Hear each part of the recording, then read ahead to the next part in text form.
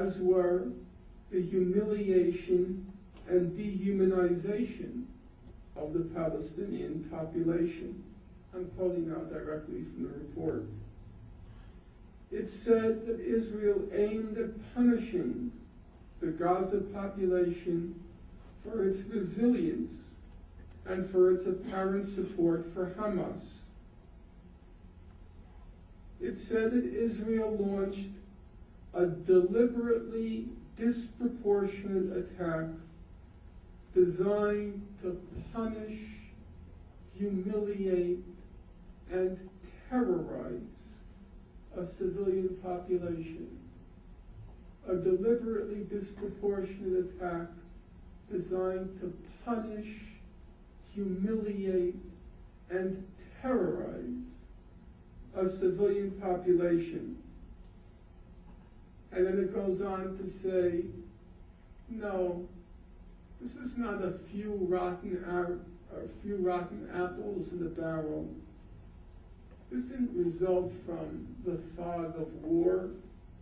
It says the systematic and deliberate nature of the activities leave the mission in no doubt that responsibility lies in the first place with those who designed, planned, ordered, and oversaw the operations. It was the political and military leadership of Israel, the leaders who are in the first place responsible for that terroristic assault on the civilian population in Gaza. The Israelis are so accustomed to impunity when they carry on these attacks year in and year out, that a certain arrogance has entered into their vocabulary. They forgot or forget that at some point it might catch up with them. So Foreign Minister Livni, Tzipi Livni, on January 15th, she went on public and said, "We went wild in Gaza. We showed the Arabs that we went wild in Gaza." And then on January 19th, the day after the end of the invasion, the end of the massacre, she went on Israel's Channel 10 News and she said, "We carried on with real hooliganism in Gaza." Those are her words. Real hooliganism in Gaza, comma, which is what I demanded. And then she's shocked. She's shocked. Like Lieutenant Renault in Casablanca, she's shocked that she should be served with papers for committing war crimes when she goes to the UK. She seems to suffer from a misapprehension that committing real hooliganism is protected by international law.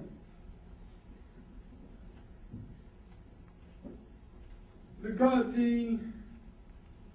Goldstone report, as most of you know, was greeted, if that's the right choice of verbs, was greeted with an outrage bordering on hysteria in Israel across the political spectrum. I'll leave aside the right and the center, and let's look just at what people who are considered progressive in Israel have to say. Israeli President Shimon Peres, the Nobel laureate for peace, he ridiculed the report as a mockery of history. He said that Mr. Goldstone is a small man, devoid of any sense of justice. And then Mr. Perez, the president of Israel, the dove, he proceeded to set the record straight on what happens in the course of Israeli military operations. So he said, is there anyone here from the West Bank? Anyone here from the West Bank? So raise your hand. He explained that Israeli military operations are what brought about economic prosperity in the West Bank. So that was their point, to bring economic prosperity to the West Bank, as anybody who's visited can attest. Now, is anybody here from Lebanon? I've met some people here. Okay. Mr. Perez said Israeli military operations are what liberated Lebanon from the wrath of Hezbollah. And then, lest there be any doubt about the nobility of Israeli military operations, he says that Israeli operations enabled Gaza residents to return to their daily routine. That's what happened in Gaza during those 22 days. And then there was that other peacenik, Michael Oren, the Israeli ambassador to the United States. He didn't mince any words. He said that the Goldstone report was even worse than Ahmadinejad and the Holocaust deniers. It sounds pretty bad. In the United States, the usual suspects, they chimed in the chorus of hate and slander. Alan Dershowitz said the Goldstone report is so filled with lies, distortions, and blood libels that it could have been written by Hamas, that it recalled the protocols of the elders of Zion, that Goldstone is an evil man, an absolute traitor.